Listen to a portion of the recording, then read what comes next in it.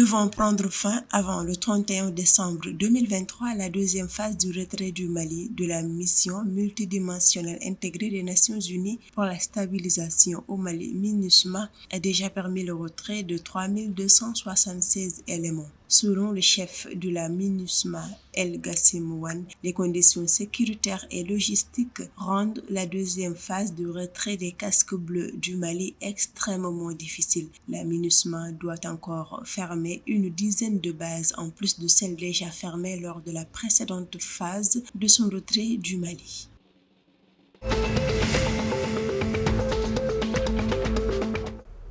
La Côte d'Ivoire, premier producteur mondial de noix brutes de cajou, s'est engagée dans l'accroissement de la transformation de la chaîne de valeur de la filière. Ainsi, le pays doit nécessairement consolider sa position grâce à la responsabilité sociétale de l'entreprise RSE, indique le Conseil du coton et de l'anacarde de Côte d'Ivoire, l'organe de régulation. Le programme RSE mis en œuvre par la Côte d'Ivoire depuis 3 ans vise la certification des processus de production et de commercialisation de la noix de cajou. En 2022, la Côte d'Ivoire a réussi à transformer localement 21% de sa production d'amandes de cajou, soit 224 000 tonnes.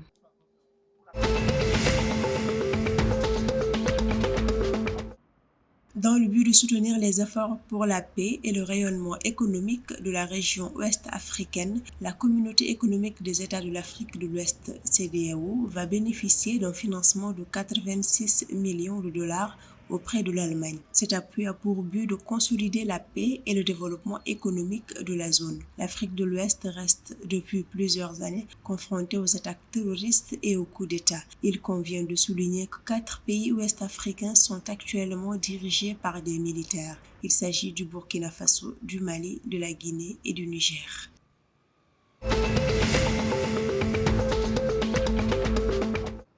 Dans le but d'améliorer la transparence en matière de propriété des entreprises, le Libéria a lancé le 29 septembre 2023 son nouveau registre de propriété effective. Le registre vise à contribuer à accroître la responsabilité dans le secteur des affaires du pays, à renforcer la mobilisation des ressources nationales et à réduire les risques de blanchiment d'argent, de corruption et d'autres délits financiers ou environnementaux. En août 2023, le Libéria a adopté de nouvelles régulation sur l'actionnariat réel qui oblige désormais les entreprises à divulguer des informations sur leurs propriétaires réels ou ultimes dans un registre centralisé incluant leur nom, adresse et part de propriété.